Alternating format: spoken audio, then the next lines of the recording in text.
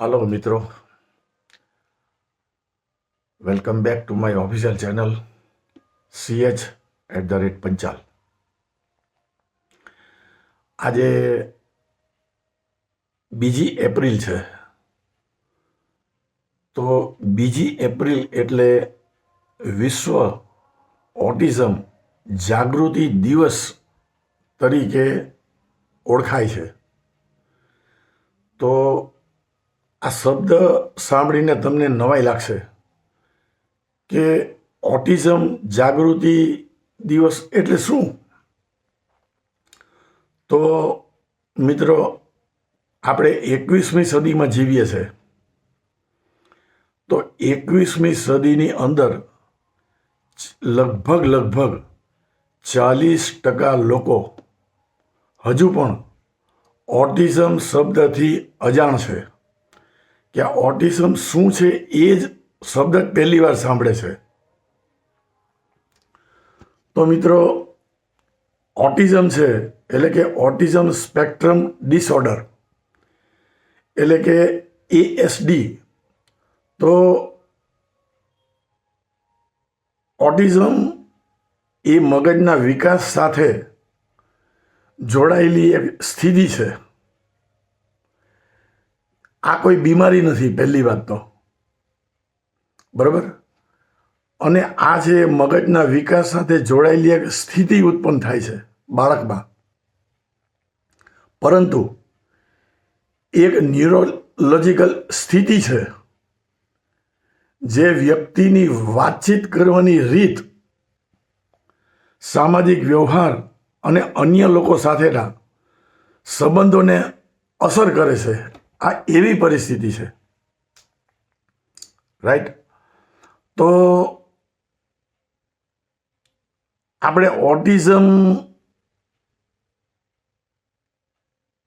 વિશેની મુખ્ય વાતો વિશે આજે વાત કરીએ। તો એમાં મુખ્ય લક્ષણ શું હોઈ શકે? તો ઓટિઝમ ધરાવતી વ્યક્તિઓમાં સામાન્ય રીતે જે લક્ષણો જોવા મળે છે એ છે સામાજિક સંપર્કમાં મુશ્કેલી, એટલે કે અન્ય લોકો સાથે નજર મિલાવવામાં, એટલે કે આઈ કોન્ટેક્ટ, કે વાતચીત કરવામાં તકલીફ પડવી। હવે એક બાળક હોય 2.5-3 વર્ષનું થાય, હવે તમે જેમ એની સાથે વાત કરો આઈ કોન્ટેક્ટથી, તો બાળક પણ તમારી સાથે તમારી આંખોમાં આંખ મેળવીને વાત કરે। પણ જે બાળકને ઓટિઝમની તકલીફ છે એ બાળક તમારી સાથે આંખમાં આંખ મેળવીને વાત નહીં કરી શકે। શું કામ? કારણ કે મગજના વિકાસ સાથે જોડાયેલી આ સ્થિતિ છે, એટલે નથી વાત કરી શકતો। તમે એને આંગળી ચીંધીને કોઈ વસ્તુ બતાડો કે બેટા આ વસ્તુ આમ છે, આ જો અહીંયા, અથવા તો મારી સામે જો, તો એનો કોઈ રિસ્પોન્સ નહીં આપે। તો આ એક ઓટિઝમ એક અલગ ટાઈપની મગજના વિકાસની સાથે જોડાયેલી પરિસ્થિતિ છે। બીજું, પુનરાવર્તન વર્તન એટલે કે એકની એક ક્રિયા વારંવાર કરવી। દાખલા તરીકે હાથ હલાવવો અથવા તો એક જ શબ્દ બોલવો। માની લે કે એના મગજમાં કોઈ એક શબ્દ આવી ગયો, તો એકનો એક શબ્દ એ વારંવાર ઉપયોગ કરે, બરાબર? કોઈ આવી રીતે હાથ કરતો હોય, એક વખત કરે તો એનો હાથ વારંવાર આવી રીતે થાય, એટલે કે એકનું એક ક્રિયા એકથી વધારે વખત એ દિવસ દરમિયાન કર્યા જ કરે। આવી પરિસ્થિતિ થાય છે આમાં। પછી મર્યાદિત રસ એટલે કે કોઈ ચોક્કસ વિષય કે વસ્તુમાં ખૂબ જ ઊંડો રસ લેવો। નાની નાની વસ્તુ હોય, તો એમાં રસ લે છે, પણ એને ખ્યાલ નથી આવતો કે શું કરે છે. સંવેદનશીલતા, તો સંવેદનશીલતામાં એવું હોય કે અવાજ છે, પ્રકાશ છે, કે તમને સ્પર્શ કરે, બરાબર. તો સ્પર્શ પ્રત્યે વધુ પડતી અથવા તો ખૂબ જ ઓછી સંવેદનાશીલ થાય છે. એટલે તમે બાળકને મન લે કે બોલાવો, હાય બેટા કેમ છો, તો તમારી સામે જોશે જ નહીં, કારણ કે એને એ સેન્સ ઉપર સુધી પહોંચતું જ નથી. પછી આને સ્પેક્ટ્રમ કહેવામાં આવે છે. તો તેને સ્પેક્ટ્રમ એટલે કહેવાય છે કે દરેક વ્યક્તિમાં તેના લક્ષણો અલગ અલગ હોય છે. હવે એક બાળક છે જે વસ્તુ કરે છે એ જ ઓટિઝમ વાળો બીજો બાળક સેમ વસ્તુ કરે એવું નથી હોતું. હવે કેટલીક વ્યક્તિઓ ખૂબ જ પ્રભાવિત હોય છે અને તેમાં આઈક્યુ ઘણો ઊંચો હોય છે, એવું પણ બની શકે. જ્યારે અન્ય લોકોને રોજિંદા કાર્યમાં મદદ કરવાની જરૂર પડે છે, એટલે કે તમે બાળકને એમ કહો કે ભાઈ તું અહીંયા આવ મારી પાસે, તો એ તમને રિસ્પોન્સ નહીં કરે. તમે એને પકડીને તમારી પાસે લઈ આવવો પડે. આ પરિસ્થિતિ ઉત્પન્ન થાય, બરોબર છે. તો આ વસ્તુ જે છે એ હું એવું સમજુ છું કે બહુ જ અલગ ટાઈપની આ ફિલિંગ મા બાપને થાય જ્યારે આવા બાળકો આવે છે ત્યારે. અને ખાસ વસ્તુ કે આ જે બાળકો છે એ 2.5-3 વર્ષની આસપાસ એના સિમ્પટમ્સ થોડા દેખાવા લાગે છે. તો એવા સમયે મા બાપને ખબર નથી પડતી કે ભાઈ આ બાળક આવું વર્તન કેમ કરે છે. તો એના માટે તમારે નિદાન કરવું પડે અથવા તો એની સારવાર કરવી પડે. તો ઓટિઝમ સામાન્ય રીતે 2 થી 3 વર્ષની ઉંમરે ઓળખી શકાય છે. જન્મ થાય ત્યારથી તમને ખબર નથી પડતી કે આ બાળકની અંદર ઓટિઝમના પ્રોબ્લેમ છે, નથી ખબર પડતો. તો તેનો કોઈ ઈલાજ નથી એવું કહેવામાં આવે છે. એટલે કે તેનો કોઈ ચોક્કસ ઈલાજ, પરફેક્ટ સોલ્યુશન નથી એનું. પરંતુ યોગ્ય સમયે સ્પીચ થેરાપી, ઓક્યુલેશન થેરાપી અને સ્પેશિયલ એજ્યુકેશન,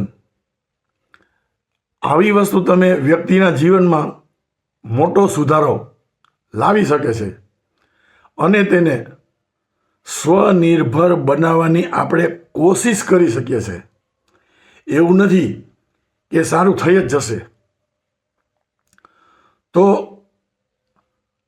આમાં મહત્વની વસ્તુ એ છે કે ઓટિઝમ ધરાવતી વ્યક્તિઓ દુનિયામાં અલગ દ્રષ્ટિકોણથી જોઈ છે. તેનો સાથ, સહકાર અને સમજવાની જરૂર છે. એને દયાની જરૂર નથી, તમે એના પર દયા કરવાની જરૂર નથી, પણ એ શું કરે છે એને તમે તમારા બ્રેનથી એને સમજવાની કોશિશ કરવી પડે કે આ બાળકને કઈ જાતની તકલીફ છે. તો મિત્રો, આજે ઓટિઝમ શબ્દથી જે મેં તમને કીધું કે લોકો અજાણ છે, તો એના માટે હું આ વિડીયો બનાવું છું. તો આમાંથી બીજું પણ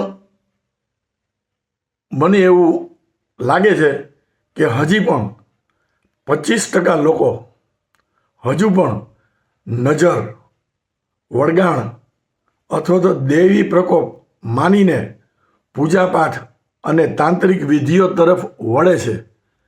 એ કરવાની કોઈ જરૂર નથી. આના માટે ઓટિઝમના જે સ્પેશિયલાઇઝ ડૉક્ટર્સ હોય છે કે જે એની પાછળ સાયન્સ કામ કરે છે, એની એડવાઇસ લેવાની જરૂર છે, એની થેરેપી કરવાની જરૂર છે. બરાબર. તો આપણે જોઈએ તો 2 એપ્રિલ આજે, એટલે કે વિશ્વ ઓટિઝમ જાગૃતિ દિવસ છે. આજનો દિવસ જાગૃતિ દિવસ એટલે કે તમારામાં અવેરનેસ આવે સામાન્ય પબ્લિકની અંદર, એ દિવસ છે આજે. આ દિવસનો મુખ્ય હેતુ ઓટિઝમ સ્પેક્ટ્રમ ડિસઓર્ડર ધરાવતી વ્યક્તિઓ વિશે સમાજમાં જાગૃતિ લાવવી અને તેમના જીવનમાં સુધારો કરવા માટે પ્રોત્સાહન આપવાનો છે. આવી વ્યક્તિને તમે પ્રોત્સાહન આપો, એને સમજવાની કોશિશ કરો. અને ખાસ આ ઓટિઝમ છે એ કોઈ બીમારી નથી, બરાબર, પરંતુ મગજના વિકાસ સાથે જોડાયેલી એક સ્થિતિ છે. બ્રેઇનની સાથે ડાયરેક્ટ કનેક્ટેડ છે આ વસ્તુ. તેના લક્ષણો સામાન્ય રીતે બાળપણના શરૂઆતના વર્ષોમાં જ જોવા મળે છે. મેં તમને કીધું એમ 2.5-3 વર્ષની આજુબાજુ હોય તો આ વસ્તુ મા બાપને સંકેત રૂપે દેખાય છે. વાતચીત કરવામાં મુશ્કેલી પડે છે, એક જ પ્રકારનું વર્તન વારંવાર કરે છે, નજર મેળવીને વાત કરવામાં સંકોચ અનુભવે છે. જો કે દરેક વ્યક્તિઓમાં તેના લક્ષણો અલગ અલગ હોય છે. મેં તમને પહેલાં કહ્યું એમ કે આપણે 3 વર્ષનું બાળક હોય એની સાથે આપણે વાત કરવાની કોશિશ કરીએ, એની સામે જોઈએ અને વાત કરીએ તો એ બાળક પણ આપણી સાથે સામે જોઈને વાત કરશે. પણ જે બાળકને ઓટિઝમની તકલીફ છે, બરાબર, એટલે કે મગજના વિકાસ સાથે જોડાયેલી જે પરિસ્થિતિ છે આ, તો એ તમારી સામે નહીં જોઈ, એટલે કે આઈ ટુ આઈ કોન્ટેક્ટ એ બાળક નહીં કરી શકે. આ પરિસ્થિતિ છે. તો તમારે એ પરિસ્થિતિને સમજવાની જરૂર છે. એના ઉપર થેરેપી ઉપયોગ કરવી પડે, એના માટે ટ્રીટમેન્ટ ઉપયોગ કરવી પડે અને એના સ્પેશિયલાઇઝ ડૉક્ટરોને મળવું પડે. એના માટે આજની તારીખમાં જ્યાં સુધી મને ખબર છે,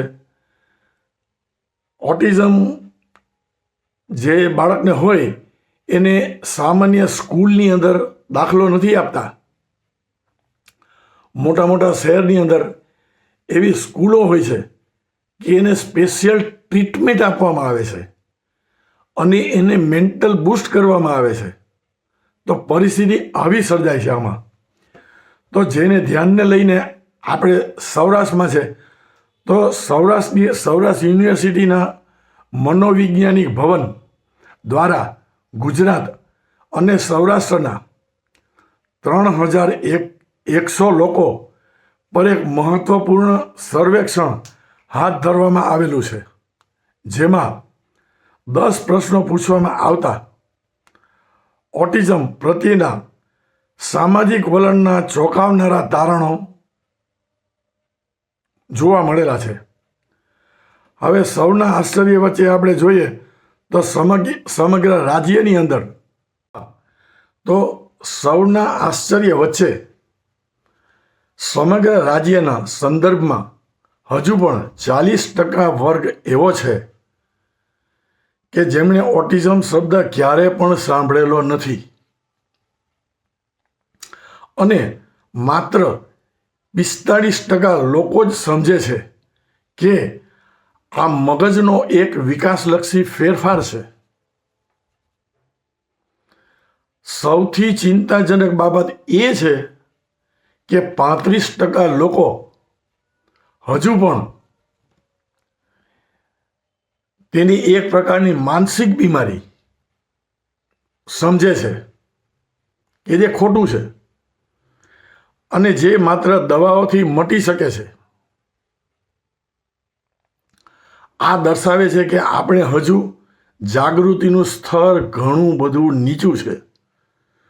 અને આ અવેરનેસ માટે જ આ 2 એપ્રિલ એ ઓટિઝમ માટે એક જાગૃતિ દિવસ તરીકે જોવામાં આવે છે. હવે મનોવૈજ્ઞાનિક ભવનના ડૉક્ટર પ્રોફેસર ડૉક્ટર યોગેશ જોગસણ એ એમ કહે છે કે આધુનિક યુગમાં પણ અંધશ્રદ્ધા એક મોટો પડકાર છે. 75% લોકો તેને તબીબી સ્થિતિ માને છે, તબીબી એટલે મેડિકલ પરિસ્થિતિ માને છે, પરંતુ 25% લોકો હજુ પણ તેને નજર લાગવી, વળગાણ અને દેવીનો કોઈ પ્રકોપ છે માનીને આ વસ્તુને પૂજાપાઠ અને તાંત્રિક વિધિઓ તરફ વળે છે કે જે એના ઉપર ધ્યાન આપવાની કોઈ જરૂરત જ નથી. એ ધ્યાન તમે ક્યારે આપી શકો કે જ્યારે તમને ઓટિઝમ શબ્દનો જાણકારી હોય, એ શબ્દ તમને ખબર હોય, ત્યારે તમે એની મેડિકલ ટ્રીટમેન્ટ કરો. અને આ 25% જે વર્ગ છે, જે મુખ્યત્વે આર્થિક રીતે ખાસ કરીને, બાકીનો જે 25% વર્ગ છે કે મુખ્યત્વે આર્થિક રીતે એટલે કે ઇકોનોમિકલ કન્ડિશન આપણે જોઈએ તો પછાત વર્ગ છે અને અંતરિયાળ વિસ્તારમાં રહે છે કે જે લોકોને દુનિયાદારીથી કે આવી પરિસ્થિતિનો બિલકુલ ખ્યાલ નથી. તો વૈજ્ઞાનિક સમજ પહોંચાડવી અનિવાર્ય છે આવા લોકોને કે સાયન્ટિફિક શું છે ને સાયન્સ ક્યાં છે અત્યારે. હવે ઓટિઝમનો શિકાર વાળા બાળકોનો દેખાવ સામાન્ય બાળક જેવો જ હોય છે. આ ગેરસમજને કારણે જ જ્યારે પણ ઓટિઝમ ધરાવતું બાળક અસામાન્ય વર્તન કરે છે ત્યારે લોકો તેને ગેરશિસ્ત કહે છે કે તોફાની છોકરો છે એમ કહે છે. કારણ કે બાળકનું દેખાવમાં સામાન્ય જેવો બાળક જેવો નોર્મલ બાળક જેવો હોય એવો જ આ બાળક પણ દેખાય છે. પણ જે એને માનસિક વિકાસનો જે જન્મથી અથવા તો 2, 2.5, 3 વર્ષ પછી જે પ્રોબ્લેમ થયેલો છે એ સામો માણસ ઓળખી નથી શકતો કે આ કઈ ટાઈપની પરિસ્થિતિ છે. બરાબર. હવે આ ભારતની અંદર છે ને દર 68 બાળકોએ એક ઓટિઝમનો આવો કેસ આવે છે. એટલે કે 68 બાળક જ્યારે ભારતની અંદર પેદા થાય છે ત્યારે એક બાળક છે આવો ઓટિઝમનો શિકાર થઈ જાય છે. હવે જો વિશ્વમાં આપણે જોઈએ તો વિશ્વમાં 100 બાળકોએ એક બાળક ઓટિઝમ સ્પેક્ટ્રમ ડિસઓર્ડર ધરાવે છે. તો કુલ 7.5 થી 8 કરોડ લોકો આ સ્થિતિ સાથે જીવે છે. જ્યારે ભારતમાં 68 થી 80 બાળકો 68 થી 80 બાળકોએ એક બાળકને ઓટિઝમ છે એવું અનુમાન કરવામાં આવે છે. અને આ અનુમાન એમને એમ નથી કરાતું. આની પાછળ સ્ટેટિસ્ટિક આંકડા હોય અને કેટલું બધું સર્વે કરેલું હોય ત્યારે આ વસ્તુ શક્ય બને છે. અને છોકરીઓમાં ઘણીવાર આ લક્ષણો છુપાવવાની ક્ષમતા હોય છે ને કારણે નિદાનમાં રહી જતા હોય છે. એટલે ઓટિઝમ છે એ છોકરીઓ કરતાં છોકરાઓમાં 4 ગણું વધુ જોવા મળે છે. તો મિત્ર, આ ઓટિઝમનો જે પ્રશ્ન છે એ અવેરનેસ માટે આજે જ્યારે મને ખબર પડી કે આ ઓટિઝમનો આજે આ અવેરનેસનો દિવસ છે, તો ઓટિઝમ પીડિતો માટે તાલુકા સ્તરે પ્રશિક્ષણની આવશ્યકતા પણ છે. એટલે કે ગુજરાતના લોકોમાં ઓટિઝમ લક્ષણો વિશેની સમજમાં પણ ઘણો તફાવત જોવા આપણે મળે છે. હવે આપણી ભારતીય સંસ્કૃતિ છે એ પરોપકારી છે, કેમ કે 55% લોકોએ જણાવ્યું છે કે તેઓ બાળકને સમજવાનો કે મદદ કરવાનો પ્રયત્ન કરશે. રાઈટ. બીજી તરફ 10% લોકો બાળક કે વાલીની સ્થિતિ સમજવાને બદલે તેને ખરાબ ઉછેરનું પરિણામ પણ માને છે. તો આ ખોટું છે, કારણ કે અવેરનેસ નથી. અને 80% લોકોનું માનવું છે કે દવાઓ કરતાં સમાજની સ્વીકૃતિ અને ધીરજ સૌથી વધુ જરૂરી છે. જો કે 70% લોકો કોઈ પણ સ્પેશિયલ સેન્ટર કે એજ્યુકેટરના નામથી અજાણ છે. તાલુકા સ્તરે આવી સંસ્થાઓ કે નિષ્ણાતોની માહિતીનો સમુદ્રનો ઘણો બધો અભાવ છે આપણા ગુજરાતમાં, જે સુવિધાઓનો વિકેન્દ્રીકરણની તાતી જરૂર જણાવે છે. એટલે કે હું એવું માનું છું કે જે મેટ્રોપોલિટન સિટી છે, જેવી કે મુંબઈ છે, દિલ્હી છે, ચેન્નઈ છે, બેંગ્લોર છે, હૈદરાબાદ છે, કે એવી બધી મોટી સિટીની અંદર આજની તારીખમાં ઓટિઝમ વિશે થોડું ઘણું નોલેજ છે. એટલે બાળક જ્યારે આવું કરવા માંડે કે આવી પરિસ્થિતિ આવે તો સામાન્ય માણસોને, સામાન્ય મા બાપને આ વસ્તુથી ખબર નથી પડતી એને કે મારું બાળક આવું કેમ કરે છે, કે હું બાળકને જોવાનું કહું છું તો મારી સામે કેમ નથી જોતો.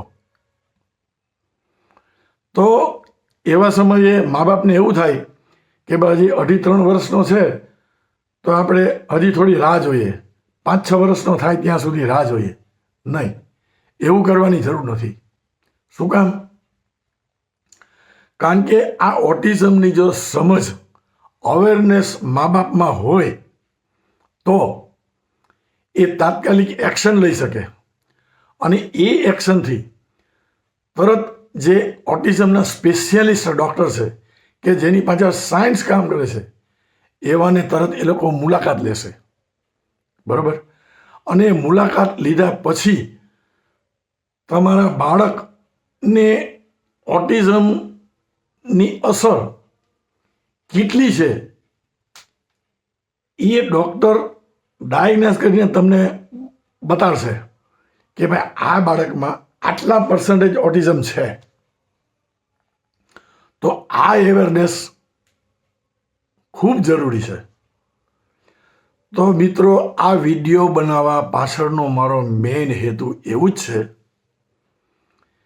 કે જૂના જમાનાની અંદર ઘણી બધી અંધશ્રદ્ધા હતી.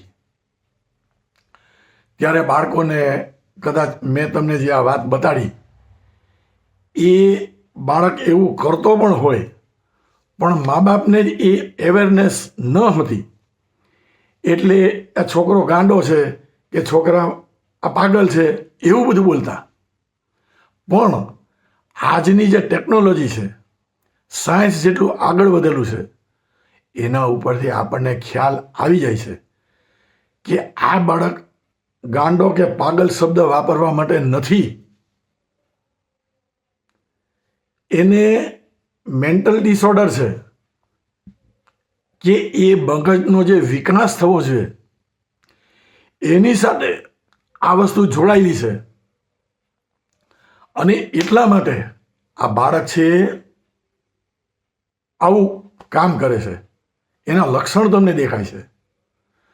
તો મિત્રો, આ ઓટિઝમ શબ્દથી મને જેટલું ખબર હતું, કે મારી પાસે જેટલું નોલેજ હતું, કે મેં જ્યાં વાંચેલું હતું, કે મારી સમજણ હતી, અથવા તો લગભગ 90s કે 2000ની આજુબાજુના સમયમાં જો કદાચ આ મારો વિડીયો જેણે જોયો હોય, મારી ઉંમરના જે હોય, અથવા તો એ ઉંમરમાં 80s 90s ને 2000ની સાલની આજુબાજુમાં સોની ટીવી ઉપર, એ સોની ટીવી ઉપર કે કયા ટીવી ઉપર આવતું એ મને અત્યારે યાદ નથી, પણ આ ઓટિઝમ ઉપર એક સિરિયલ આખી બનેલી હતી. જો એ સિરિયલ તમે બરોબર જોઈ હોય તો પણ તમને ખ્યાલ આવી જાય કે આ મારા બાળકની અંદર ઓટિઝમના લક્ષણો દેખાય છે, તો એની ટ્રીટમેન્ટ તાત્કાલિક કરવાની જરૂર છે. એવું નથી કે સારું થઈ જ જશે, કારણ કે મેન્ટલ ડિસઓર્ડરનો પ્રશ્ન છે આ. પણ એની અંદર અમુક પર્સન્ટેજનો સુધારો થાય તો પણ તમારું જીવન શાંતિથી પસાર થઈ શકે. તો મિત્રો, આ વિડીયો બનાવ્યો છે તો હું કોઈ ડૉક્ટર નથી, કે હું કોઈ સામાજિક કાર્યકર પણ નથી, એકદમ સામાન્ય માણસ છું. અને આ વિડીયો બનાવવાનું મને મરજી થઈ કે આ અવેરનેસ આવવી જરૂરી છે આજની તારીખમાં, કારણ કે ક્યારે કોના કેવા દિવસો આવશે એ આપણે ખબર નથી. આપણે એમ ઈચ્છતા હોય કે આપણું બાળક જન્મશે તો બધું બરોબર જ થશે, પણ આવી પરિસ્થિતિ પણ આવીને ઊભી રહી જાય તો એના માટે જો ઓટિઝમ શબ્દ જો તમે સાંભળેલો હોય, અથવા તો ઓટિઝમ શું છે જે મેં હમણાં તમને ડિસ્ક્રાઇબ કર્યું, એનાથી તમને ખ્યાલ આવી જાય અને તમે એના માટે ટ્રીટમેન્ટ શરૂ કરી શકો. તો મિત્રો, આ વિડીયો જો તમને થોડો સેન્સિટિવ વિડીયો છે, જો પસંદ આવે તો જરૂરથી લાઈક કરજો, શેર કરજો અને સબસ્ક્રાઈબ કરજો અને બેલ આઇકોનને દબાવજો. અને હા, તમે શેર કરશો તો મારા હિસાબે અવેરનેસની અંદર વૃદ્ધિ થશે અને અજાણ માણસોએ જે મારો વિડીયો નથી જોયો એ શેર કરવાથી કદાચ એને પણ આ વસ્તુનું જ્ઞાન આવી શકે. તો મિત્રો, આ વિડીયો હું અહીંયા જ એન્ડ કરું છું. Thank you so much for watching my video.